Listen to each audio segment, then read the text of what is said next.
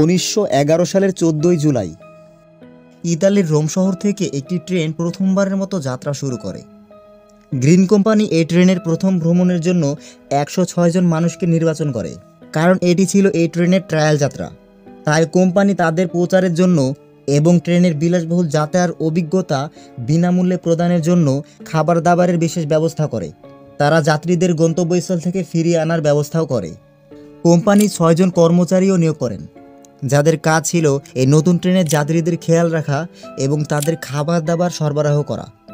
যখন ট্রেনটিতে 106 জন যাত্রী এসে বসে পড়ে এবং ট্রেনটি গ্রিন সিগন্যাল পায়, তখন ইঞ্জিনটি তার সাথে থাকা কামরাগুলোকে নিয়ে যাত্রা শুরু করে।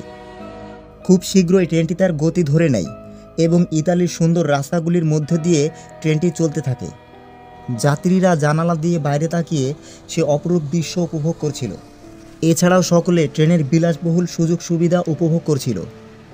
সব কিছু পরিকল্পনা মাফিক চলতে থাকে এবং ট্রেনটি সঠিক সময় অনুযায়ী এগিয়ে যাচ্ছিল। কিন্তু একটু পরে ঘটে এমন কিছু যা 110 বছর পরেও মানুষকে অবাক করে রেখেছে। ট্রেনটি তার গন্তব্যস্থলে যাওয়ার পথে লম্বার্ডি নামের একটি টানেলে প্রবেশ করে। টানেলটি প্রায় 1 কিলোমিটার লম্বা ছিল, আর এই টানেল থেকেই পুরো ঘটনার রহস্যের শুরু হয়। টানেলটি অনেক আগে থেকেই ট্রেন আসা যাওয়ার জন্য ব্যবহার করা হতো, তাই টানেলে প্রবেশ করা ট্রেনের জন্য এটি কোনো নতুন ঘটনা ছিল না। তবে এই নতুন ট্রেনটির সাথে ঘটে সবচাইতে ভয়ঙ্কর ঘটনা, কারণ টানেলের এক প্রান্ত দিয়ে ট্রেনটি প্রবেশ করলেও অন্য প্রান্ত দিয়ে আর বের হয়নি। আর এখানে পুরো ইতালির মানুষ হতবাক হয়ে পড়ে।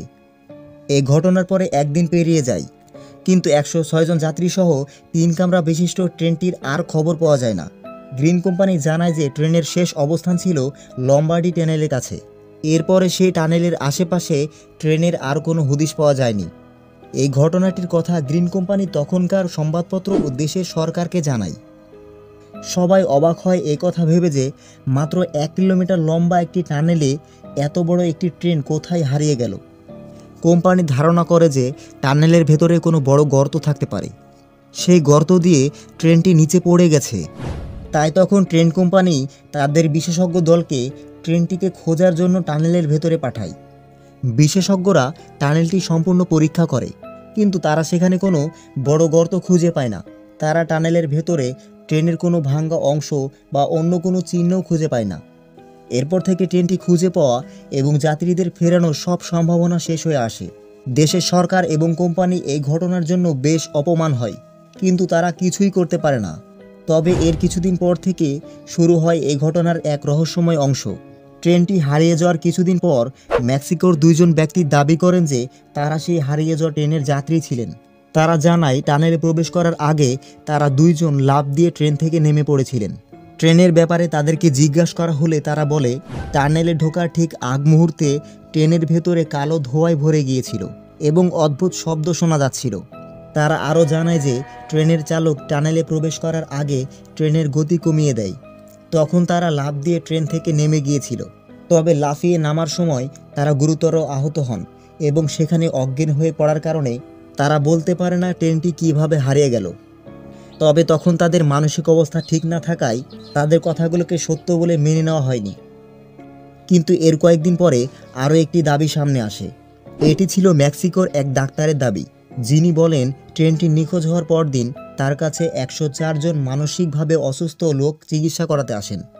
ডাক্তার তাদের ব্যাপারে জানার চেষ্টা করেছিলেন, কিন্তু কিছুই জানতে পারেননি, কারণ তাদের আচরণ ছিল খুবই অদ্ভুত। ডাক্তার বলেন তাদের মধ্যে আগের দাবি করা 2 ব্যক্তিকেও গণনা করলে মোট যাত্রী সংখ্যা মিলে যায় 106 জন। কিন্তু এই সূত্রকে বিশেষজ্ঞরা তেমন কোনো গুরুত্ব দেয়নি এবং এই সূত্র থেকে পরবর্তীতে আর কিছু জানাও যায়নি।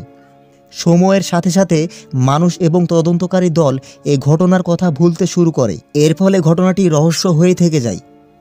তবে পরবর্তীতে ট্রেনটি নিয়ে আরও কিছু রহস্যময় তথ্য সামনে আসে। বিভিন্ন সময় অনেকে দাবি করেছিলেন যে ট্রেনটিকে ইউক্রেন, রাশিয়া, মেক্সিকো এবং ইতালির কিছু স্থানে দেখা গিয়েছে।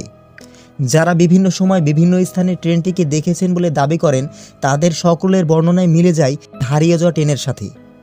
তবে আরও একটি দাবি করেন মেক্সিকোর এক বৃদ্ধ নাগরিক, যা এই ঘটনাকে আরও রহস্যময় করে তোলে।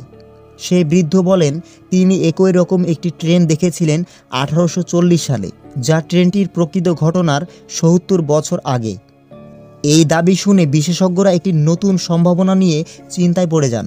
বিশেষজ্ঞরা মনে করেন ট্রেনটি টানেলের মধ্যে সময় ভ্রমণ অর্থাৎ টাইম ট্রাভেলে আটকা পড়েছে, যার কারণে ট্রেনটি টানেলের বাইরে আর বের হতে পারেনি। আর এই টাইম ট্রাভেলের জন্যই হয়তো ট্রেনটিকে 1840 সালে মেক্সিকোতে দেখা গিয়েছিল। আপনার কি মনে হয় এই ট্রেনের সাথে আসলে কি হয়েছিল? ট্রেনটি কি সত্যিই সময় ভ্রমণের শিকার হয়েছিল? কমেন্ট করে আপনার মতামত জানান। আজকের ভিডিওটি যদি ভালো লাগে তাহলে অবশ্যই লাইক, কমেন্ট এবং সাবস্ক্রাইব করে আমাদের চ্যানেলের পাশে থাকুন। দেখা হচ্ছে অন্য কোনো ভিডিওতে। আল্লাহ হাফেজ।